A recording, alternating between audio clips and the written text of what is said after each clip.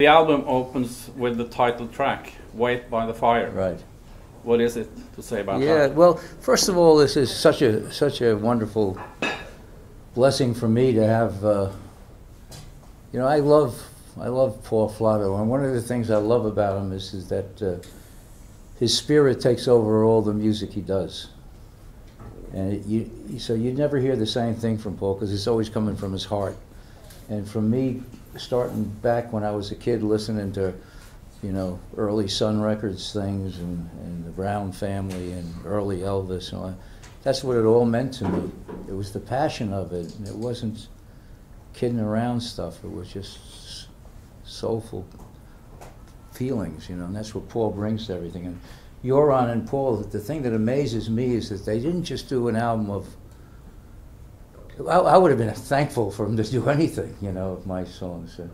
But he didn't just do an album of choosing the hits. He dug into the catalog for things that moved him. And you know, when you think about it, that's the wonderful thing about what you can do in today's age.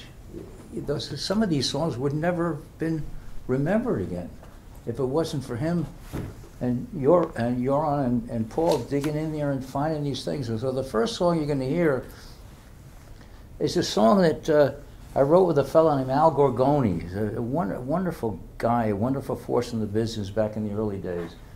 Great session player. And he was one of the first guys I went to. I sought him out because I asked when I was getting in the business, I was a country writer from New York, I asked who's the best, most soulful country player? It was Al Gorgoni. So I hired Al to play with me, and we got together and did some things. We did an album, we were called Just Us. And we had this album out, and we had a hit called I Can't Grow Peaches on a Cherry Tree. And one of the songs in this album is the song you're about to hear. And a little sidelight to the song is, right around that period of time, I met Frank Sinatra for the first time. He called, he wanted to see me, he wanted to get closer to the kids. So I met Frank, and I tell you the truth, when I met Frank, it was like talking to my brother or something like that. He was such a disarming fellow, you know, it was great. And so I met with him, and I told him about Jimmy Webb, who was nobody ever heard of Jimmy Webb. I just heard an acetate, so I told him about a couple of songs. And I told him about a couple of songs I had. One was this song that Paal and Gøran picked out, Wait by the Fire.